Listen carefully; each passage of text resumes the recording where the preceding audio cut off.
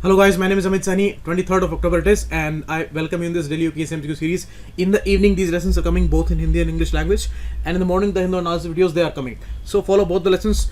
Both are important, and it is the consistent preparation that you have to keep very strong here. So let's start the lesson. We are discussing these issues from the PIB section and the other current affairs sources, the newspaper, magazines, and websites there. 70% off is going on the courses there. This is the biggest sale. It will stay there till 30th of October, and paid courses are available at 159 rupees per month. These important apps and other videos are also available. You can call on these numbers if any of the query you are facing there, any of the issue you are facing there. A lot of calls are coming, so sometimes the responders they are unable to reply immediately, but they will surely solve your issue, and I have forwarded your requests which I found there in the comment section. So there will not be any problem, and call on these two numbers there. PDF you will get here on Telegram channel, which is given here on this Facebook group, and you can follow me on Instagram too.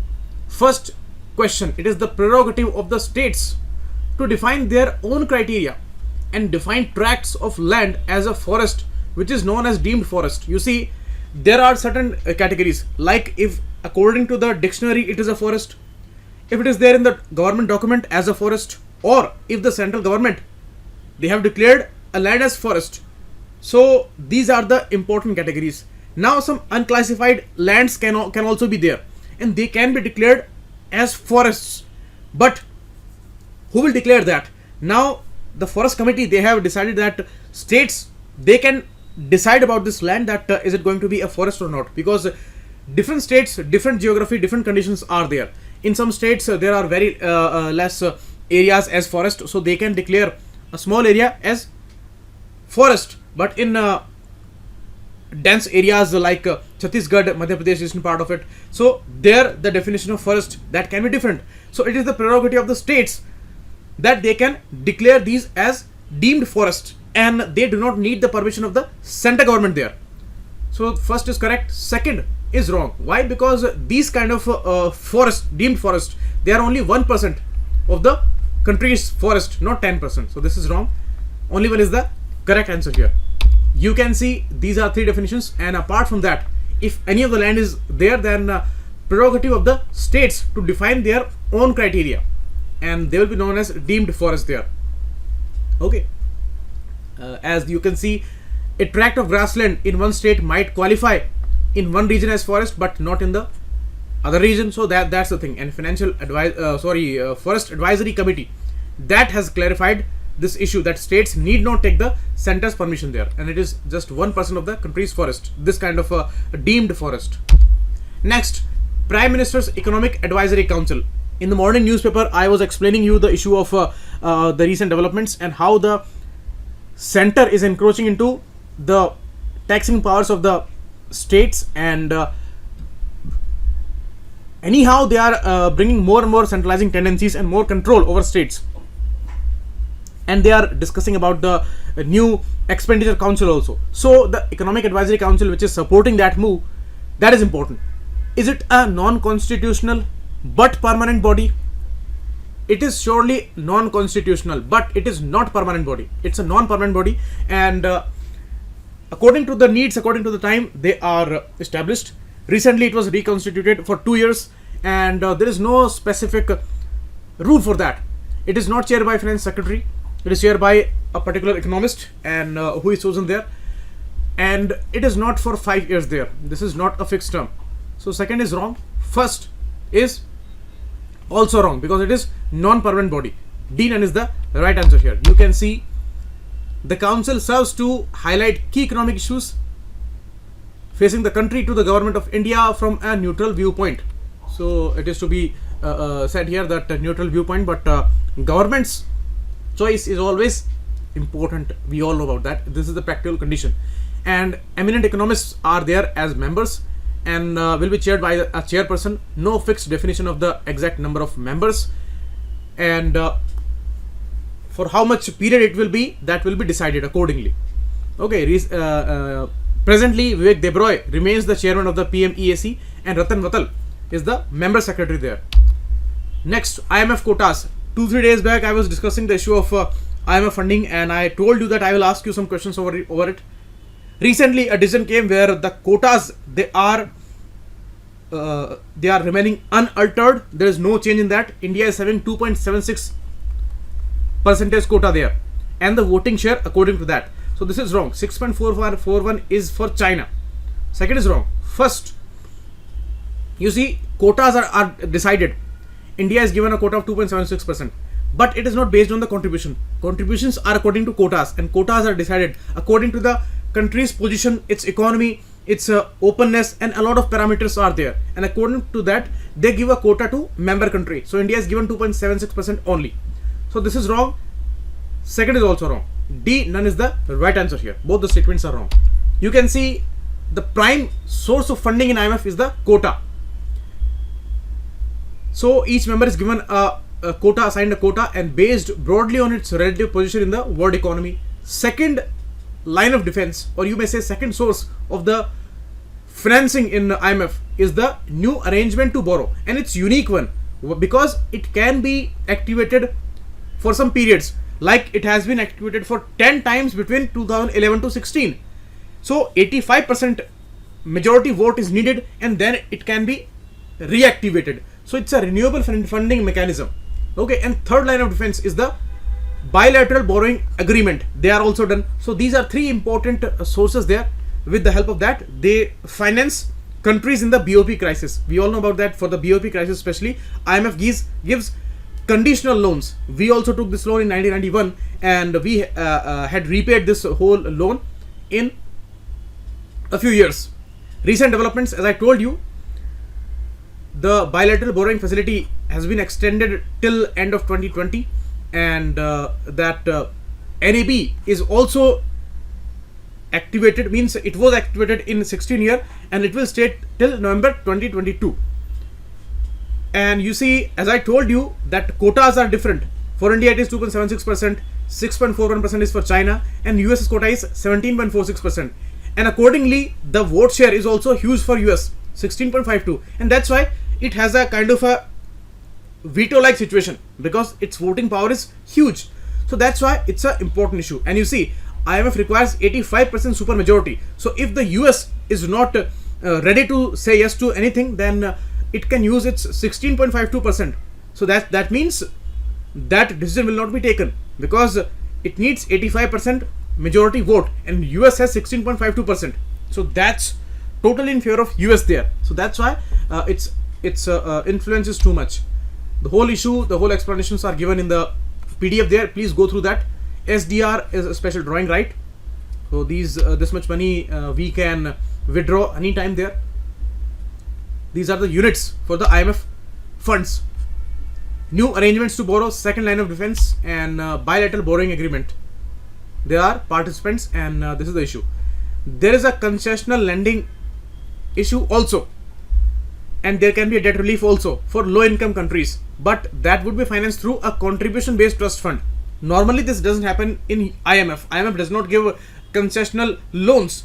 The bodies like World Bank and all, they give concessional loans and soft loans, but IMF give conditional loans, but it can give it, and it can also give debt relief to low income countries. Next, as per RBI Act, the central bank should have one governor and 4 deputy governors. That's correct. And we all know MPC was created in 16, and 6 members are there. And out of these 6 members, 1 is governor and 2 deputy governors are there.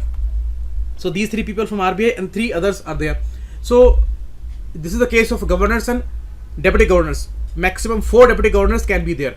And you see, Shashikant Das was an IAS officer. So he was not an economist, but he is serving as a governor today. How it was possible? Because they can nominate anyone as deputy governor. Okay, and they will say that these are meritorious people, but how much merit is there? This is all depending on government's viewpoint. So they can appoint them as deputy governors, and once they are serving as deputy governors, then they can be elevated to the post of governor there. So this is how Shashikant Das is a governor today. Otherwise, Raghuram Rajan, Urjit Patel, they were the economists. And how government chooses that? There is a body called Financial Sector Regulatory Appointment Search Committee for these governor post, for these vacant post of SEBI, IRDA. For these members and chairmans, FSRASC recommends names to the government. So it is not headed by Prime Minister, it is headed by Cabinet Secretary. Okay, and members are additional principal secretaries and all are there. So these are important. So FSRASC is important recommending body and headed by Cabinet Secretary. Second is wrong, first is correct. Only one is the right answer here. You can see recently the Viral Acharya, the important deputy governor, he resigned there, so his post is vacant. So FSRASC can recommend any name there, and FSRASC is free to identify and recommend any other person also on the basis of merit who has not applied for the post. Means even they can recommend any person's name who has not even applied. So this was the issue. So it is headed by Cabinet Secretary and includes additional principal secretary to the Prime Minister, who is a permanent government nominee, and 3 other experts. That's the issue. Okay, and this committee is there for 3 years, and the person is eligible for reappointment also. They also recommend names for chairman of SEBI and IRDA too. Bhasan Char Island. Bhasan Char Island is located where? Recently we discussed the issue of movement of Rohingya refugees, and I told you Bangladesh has taken many active steps there, and it has surely supported these poor people. And in the Cox's Bazar area, they were allocated some land there. Now they are agreeing to move to a different island, that is Bhasan Char Island, and it is created recently, 2 decades back, by Meghna River. So it's a very sensitive area and very much vulnerable to the cyclones and all. So there can be devastations on that island, but they have nowhere to go, and they are ready to move to Bhasan Char Island there. So it is there in Bay of Bengal. D is the right answer. You can see areas at high risk from the storm surge, and it is the typical problem of Bangladesh. The coastal areas are not higher than 3-4 meters from the sea level, so extremely vulnerable these areas are. And this is here Bhasan Char Island, which was created just 2-3 decades back by Meghna River. So that's important. Earlier they were here in Cox's Bazar area, and now they are given this island there. 1 lakh refugees will be moving there. Next, section 11 in the RPA Act 1951. It talks about what? Is it the money used in election, or the restrictions on exit polls, or asset declaration of candidates, or the removal or reduction of the disqualification period? The answer is D. Recently the issue came regarding the Sikkim's present Chief Minister, Mr. Prem Singh Tamang. Mr. Tamang was convicted in the prevention of corruption charges. So that is the most shameful thing for a publicly elected person. He was involved in some misappropriation of the public fund. So he was a corrupt person, and he served 1 year jail term, and his jail term was upheld by Delhi High Court and Supreme Court also. So he could not stand there in elections there. He could not become the candidate there, but he was called to become a ruling party's leader there as a chief minister, because his party, Sikkim Krantikari Morcha, they won 17 seats there. So they were called, and Prem Singh Tamang became the chief minister. Now he could not file the nominations there. Why? Because he was disqualified for 6 years. Why? Because he served 1 year jail term there. Now what is the issue? What Election Commission did? Just 1 day before the nomination filing, they reduced the disqualification period of 6 years to 13 months only, and this is how he became eligible on the same day, and he could file those nomination papers there, and he became the chief minister. So it was done just to make him eligible there. So it is looking like a joke in the democracy. We talk about high values and high nationalism and everything, but what is the reality there? This is the reality. This is the political reality. How they accommodated this condition, and how they supported Mr. Prem Singh Tamang. So some political inclinations were certainly there. He changed some parties and all these issues were political. But this is really a joke that Election Commission, who had many allegations in the past that his autonomy is at stake and Election Commission is not fulfilling its moral duties, and it is totally morally wrong where they change these rules, because section 11 talks about the removal or the reduction of the period of disqualification. You see, he was involved in a graft of 1996 and 97 year. for buying some melting cows, he misappropriated around 10 lakh rupees. For that, 1 year jail term he had to serve, and he served that, and then he came out. But in 2003, an important amendment came which said that if any person is convicted under prevention of corruption charges, then 6 year disqualification will be there for that person. For 6 years, that person cannot stand in elections there. So this 6 year disqualification period was applicable on him also. So that's why he could not get elected there. But his disqualification was reduced to 13 months, from 6 years to 13 months, and this is how he became eligible for that. Now Delhi High Court demands a response from central government and the election commission there, that what kind of joke is going on, how you did that, and the petition which is there against this this changes in the disqualification, that it is totally morally wrong. Whatever EC did there, this is totally visible there, and a person who has served a jail term, strictest disqualification norms must be applied there, and the maximum is 6 years. At least that should be applied there, but they change these things according to section 11. So that's why it's a very controversial thing. Okay, please go through this whole issue, and you will be shocked to know what is the reality of our political system there, and how this is a very dangerous precedent. Means in the future they can make any person qualified, even he has gone in jail for heinous of crimes there. So that's really a issue. Next, global wealth report. Global wealth report is released by Credit Suisse Group. Yes, it is there, but this group is there in Switzerland, not in USA. It's an investment bank there, and that releases this annual index, and it is the 10th edition of this report there. Second is correct. Richest 10% people, they own 82% of the global wealth. Top 1%, they have around half of the wealth of the world. Second is correct. First is wrong. It is there in Switzerland, not in USA. Here you can see this group, Switzerland based multinational investment bank, releases 10th edition of it, and wealth is defined in the terms of net worth of the individual, their assets and all, and subtracting the debt if that person has, and then it is decided. So it is a very bizarre word. You see, earlier there were kings and the poor populations were there, poor Janta was there. Now this thing is happening systematically, because this is the reality. 1% people having half of the wealth, 10% people are having 82% of the wealth, and these are the official numbers. Means this can be more than that, and more than half of the world's people, they are having just 1% of the global wealth. Means 50 to 60% people, they are having just 1% of the global wealth. That's the reality. And after the 2008 crisis, the rich people, they are becoming richer and richest there.